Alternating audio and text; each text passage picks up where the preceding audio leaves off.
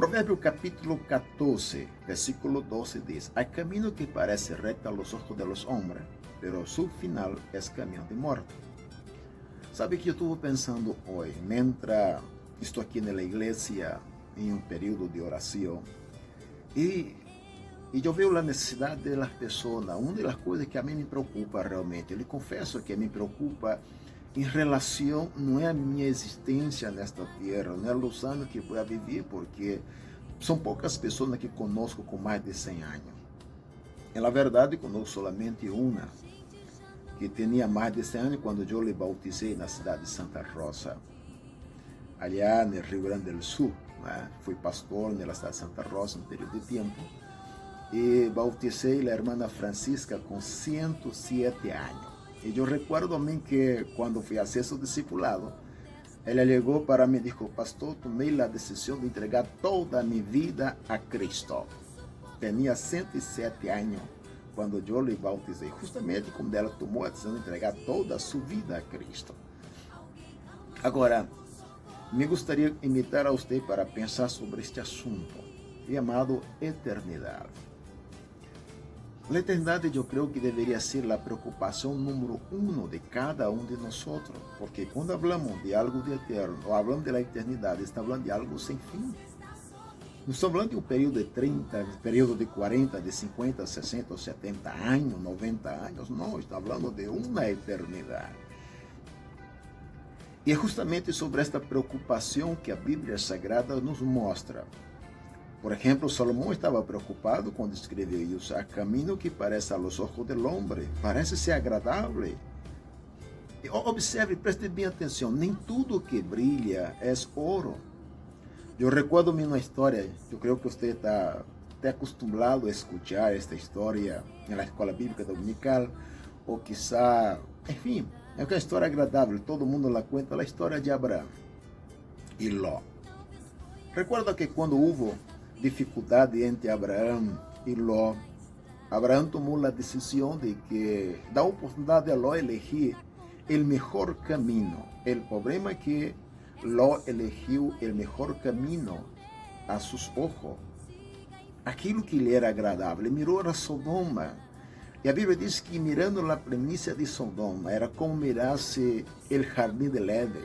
Era hermoso, tinha de todo, era agradável, todo o conforto que ele precisava haveria allá em Sodoma, ou seja, em esta terra deslumbrante que estava delante de seus olhos.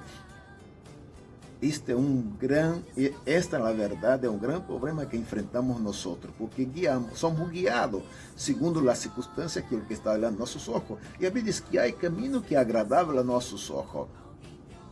Mas qual é o caminho que nos leva realmente à vida eterna? Entenda bem uma coisa: todo caminho, ou seja, toda casa, tem que haver uma direção. Toda direção tem que haver um caminho. E todo caminho terá sua orientação, sua sinalização. E você tem que parar para observar isto, você tem que parar para ver isto. Eu sei que você tem pouco tempo, por essa razão que não vou falar muito, mas me gostaria que você parasse para pensar e para analisar, para meditar sobre seu caminho. Medite hoje em seu caminho, como você está vivendo. Uma das coisas que Pablo me chama a atenção é em 2 Coríntios capítulo 11, versículo 2, ele diz o seguinte: mire, porque o celo, com selo de Deus, pois os hei despojado com um solo esposo, para apresentar-os como uma virgem pura a Cristo. Pero temo que, como a serpente com sua astúcia enganou a Eva, vuestro sentido seja de alguma maneira extraviado a la sincera fidelidade a Cristo. Esta é uma das grandes preocupações, não somente que Pablo tinha, pero que um verdadeiro homem de Deus, que uma pessoa que está preocupada com sua salvação, preocupado com a eternidade, sabe, preocupado com a eternidade. Esta é a preocupação que temos. Esta semana eu fui cortar o cabelo e, chegando à peluqueria, E eu mirava a senhora que estava, que ia cortar-nos o cabelo. Primeiro cortou o cabelo de meu filho e depois vino cortar o meu. E quando estava cortando o meu, eu perguntei: como está você? Como está se preparando para a venida de Cristo? Ela disse: eu estou preparada. Aqui em casa estamos todos preparados. Meus filhos estão preparados. Minha família, estamos todos preparados para a venida de Cristo. E eu quedei mirando para ela. Por reflexo do espejo, eu mirava seu rosto e quedava pensando. E eu mirava em seu rosto aquele semblante de tristeza, aquele semblante de angústia que na verdade não expressava a alegria da salvação, a alegria da salvação.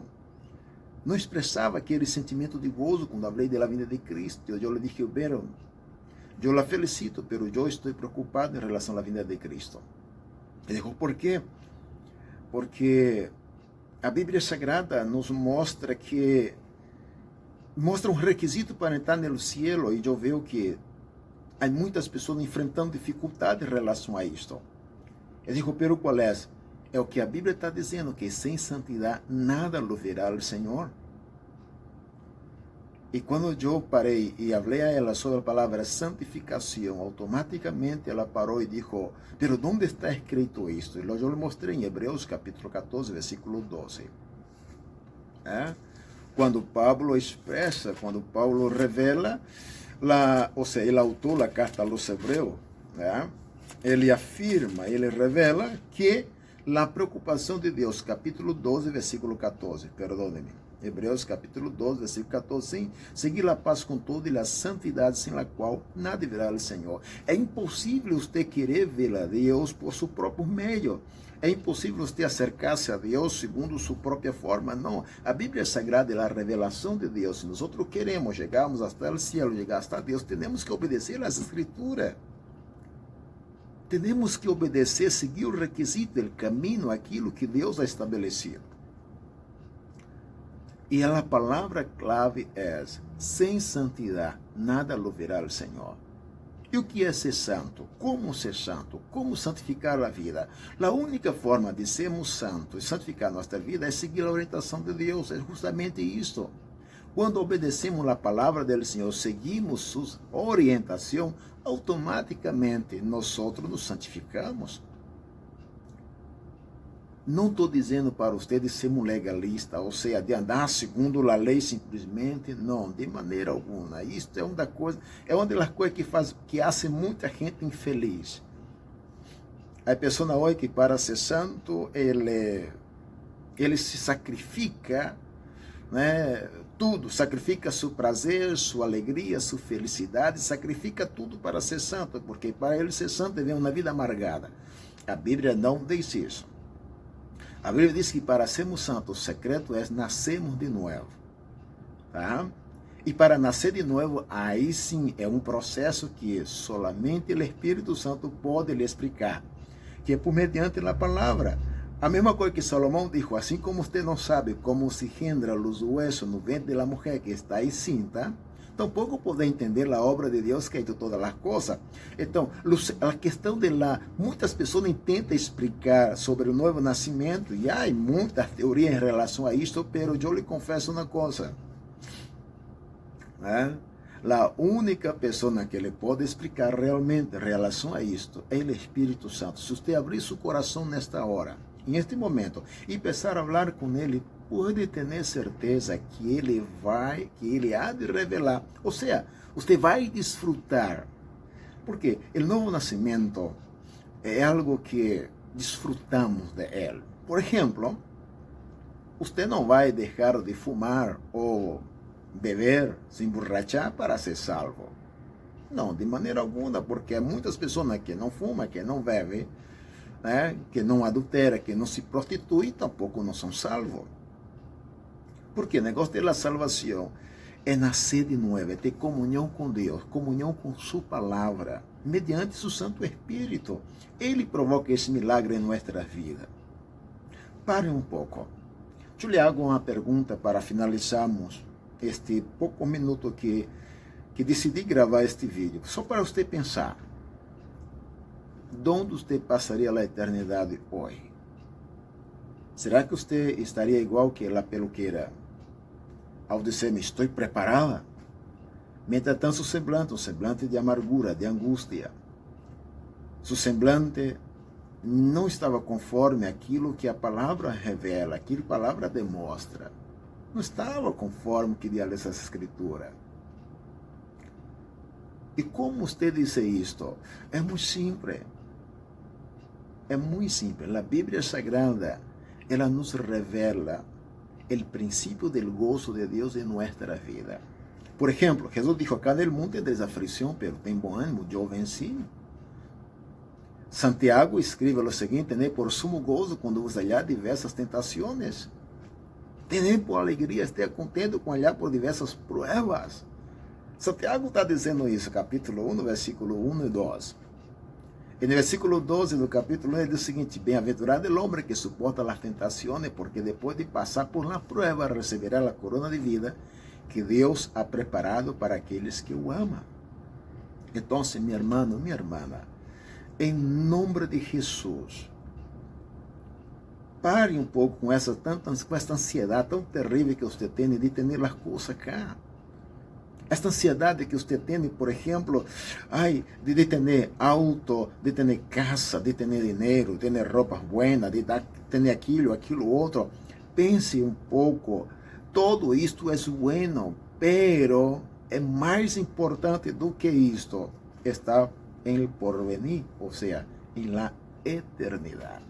Onde passaremos a eternidade? Com Deus ou sem Deus? Pare um pouco e pense isto. Pense bem. Pense naquilo que Deus ha estabelecido. Pense na palavra de Deus. Você já leu a Bíblia hoje? Quantos versículos te leu da palavra de Deus hoje? Quantos minutos estivemos orando hoje? Pare e pense. Hoje você e eu temos a oportunidade. Amanhã não sei. Hoje é o dia. Hoje é o dia aceitável. É o dia da salvação. Paramos, meditamos em nosso caminho. Onde passaremos a eternidade?